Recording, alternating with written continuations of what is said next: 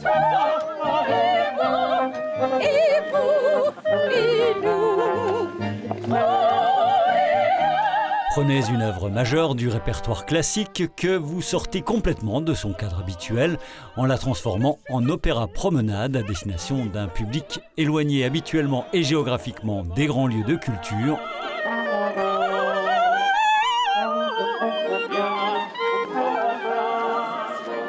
Cela fait ainsi une vingtaine d'années que nos voisins franc-comtois appuient et financent ce type de rendez-vous estivaux, porté par le théâtre Edwige Feuillère de Vesoul, qui, pas sectaire pour le coup, a franchi la frontière toute proche et trouvé appui auprès de la communauté de communes des Vosges côté sud-ouest. Voilà en résumé comment la flûte enchantée de Mozart, largement revisitée par l'ensemble Vie-Révolte, a posé son baluchon en fin de semaine dernière, 2 soirs durant, à Romain-au-Bois, tout petit village que nous présente son maire. 45 habitants.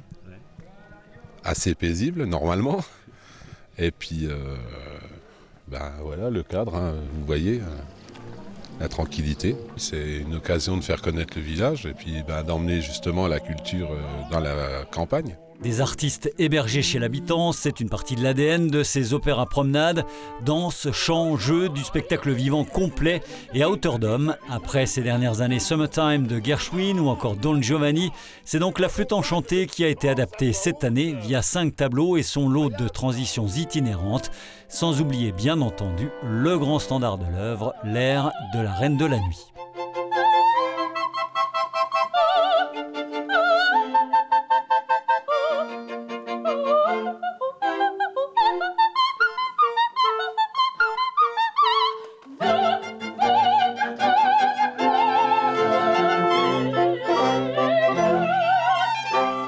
Public, artistes, promoteurs du spectacle, réactions unanimes et forcément enchantées après ces 2 heures suspendues.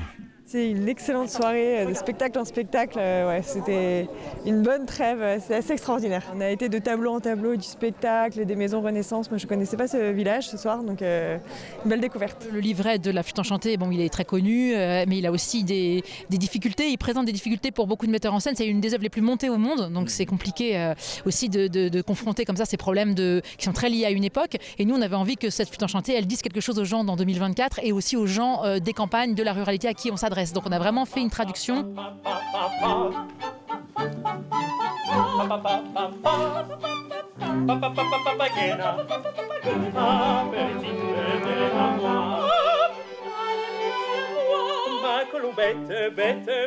Il faut être très adaptable, les lieux changent tous les 2 jours, on change de village tous les 2 jours. Donc effectivement, moi je suis friand de tous les petits accidents, de tous les petits imprévus.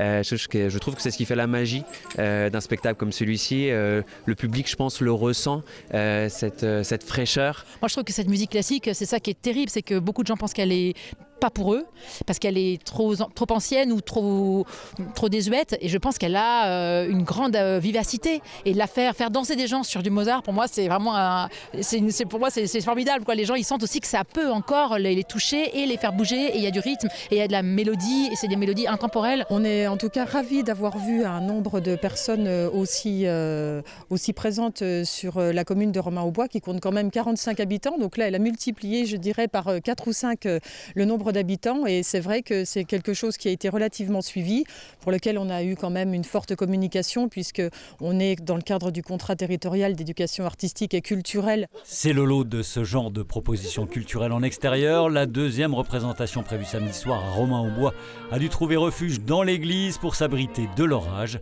L'opéra promenade doit s'adapter à tout. Ce petit passage dans les Vosges a confirmé, quoi qu'il en soit, que le combat pour l'accès de la culture en milieu rural mérite plus que jamais d'être mené.